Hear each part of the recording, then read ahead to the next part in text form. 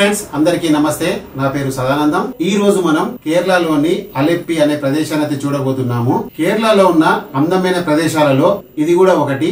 మేము వరంగల్ నుండి ఒక 20-30 మెంబర్స్ అయితే కేరళ, కర్ణాటక, తమిళనాడుకు వెళ్ళినాం. ప్రతి ఒక్క ప్రదేశాన్ని అయితే మీకు చూపించబోతున్నాను. ఈ రోజు మాత్రం అలెప్పి అనే ప్రదేశాన్ని చూపించబోతున్నాను. పూర్తి వీడియో చూడండి. మీ విలువైన అభిప్రాయాలు కామెంట్స్ లో తెలియజేయండి. ఇక లేట్ చేయకుండా వీడియో స్టార్ట్ చేద్దాం. మనం ఇప్పుడు అలెప్పి బోట్ జెట్టి పాయింట్ వద్ద అయితే ఉన్నాము. ఇక్కడ నుండే మనం అలెప్పి బ్యాక్ వాటర్ అందాలను ఇలాంటి బోట్లోనే చూడాలి. మేమైతే వరంగల్ నుండి ఒక 27 మంది అయితే టెంపో ట్రావెలర్ వెహికల్లో అలెప్పికి వచ్చాము. అంటే కేవలం అలెప్పి మాత్రమే కాదు, మొత్తం 4 రాష్ట్రాలు చూడడానికి అయితే వచ్చాము.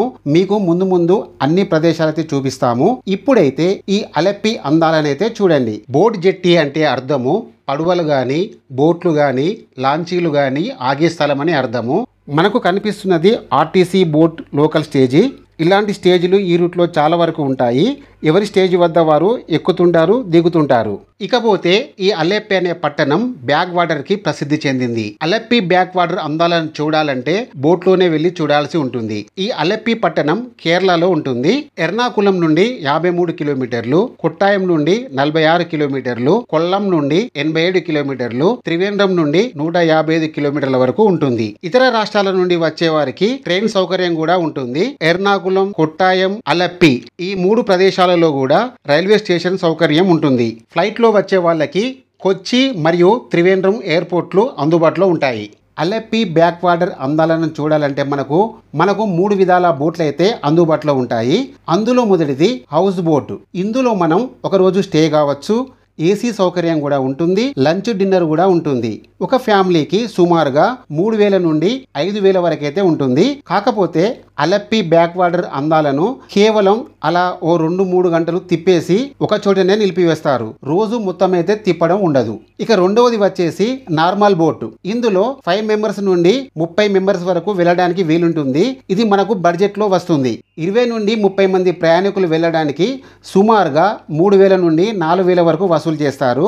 సీజన్ బట్టి రేట్లు మారుతుంటాయి. బోట్ జెట్టి నుండి స్టార్ట్ అయి సైడ్ సీయింగ్ చూపించుకొని మళ్ళీ బోట్ జెట్టి వద్దనే దింపుతారు. సమయం సుమారుగా 2 గంటలు పడుతుంది. మేము మొత్తం 27 మెంబర్స్ ఈ విధమైన బోట్లోనే ప్రయాణం చేస్తున్నాము. మాకైతే 3500 వరకు అయితే వసూలు చేశారు. ఇకపోతే మూడవది ఆర్టీసీ ప్యాసింజర్ బోట్. దీని ఛార్జెస్ సుమారు కేవలం 15 రూపాయలు మాత్రమే ఉంటుంది. నేనైతే ఎప్పుడు వచ్చినా కానీ ఈ బోట్లోనే వెళ్తాను.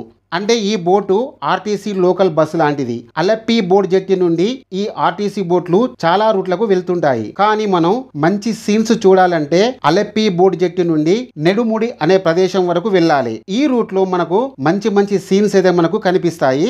అలెప్పి బోట్ జెట్టి నుండి నెడుముడి బోట్ జెట్టి వరకు సుమారుగా 2.5 గంటల సమయం పడుతుంది. మన వెహికల్ ని నెడుముడి వద్ద ఉంచాలి. నెడుముడి వద్ద మనం బోటు దిగి మన వెహికల్ లో ఇతర ప్రదేశాలకు వెళ్ళవచ్చు. ఈ విధమైన ఆర్టీసీ బోట్ ఉంటుందని చాలా మందికి అయితే తెలియదు. నేనైతే ఎప్పుడు ఈ బోట్ లోనే వెళ్తాను.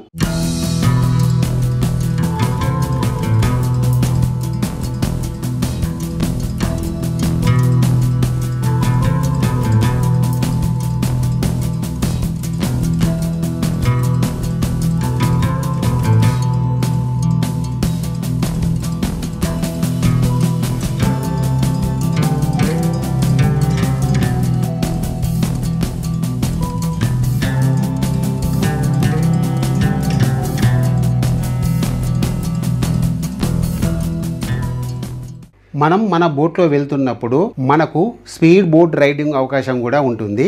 అందుకు ఒక్కరికి 300 రూపాయల వరకు ఛార్జీ వసూలు చేస్తారు. మాలో చాలా మంది అయితే ఈ అవకాశాన్ని వినియోగించుకున్నాము. థ్రిల్లింగ్ మాత్రం మాటలో చెప్పలేము. అద్భుతంగా ఉంటుంది. మా బోటు నుండి స్పీడ్ బోట్లోకి వెళ్తున్నాము. సేఫ్టీ గార్డ్స్ కూడా ప్రతి ఒక్కరికి ఇస్తారు. చిన్న పిల్లల నుండి పెద్దవాళ్ళ వరకు ప్రతి ఒక్కరు కూడా వెళ్ళవచ్చు. ఎటువంటి ప్రాబ్లం అయితే అస్సలు ఉండదు. సుమారుగా ఒక 10 నిమిషాల వరకు అయితే రైడ్ ఉంటుంది. చాలా అద్భుతంగా ఉంటుంది. రైడ్ స్టార్ట్ అవుతుంది. ఇలా ఈ బ్యాక్ వాటర్లో ఒక 10 నిమిషంల వరకు రైడ్ చేపించి మళ్ళీ మన బోటు వద్ద సేఫ్టీగా దింపుతారు. ఎటువంటి భయం కానీ ప్రాబ్లమ్స్ కానీ ఏమీ ఉండదు. సేఫ్టీగా వెళ్ళి సేఫ్టీగా రావచ్చు.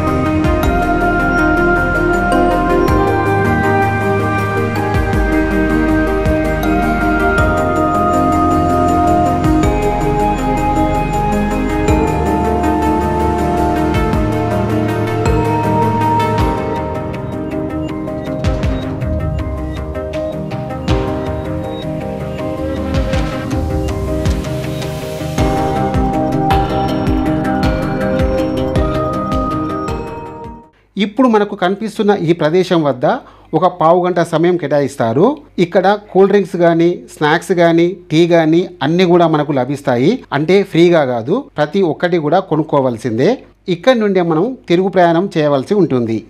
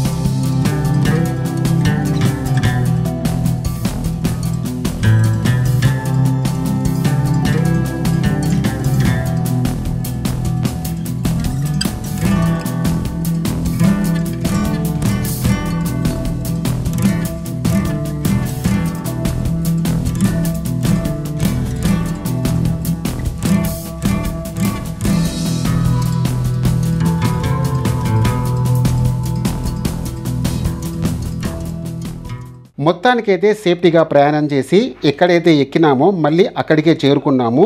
మిగతా ప్రదేశాల వీడియోలు వచ్చే వీడియోలో చూపిస్తాను. జై హింద్.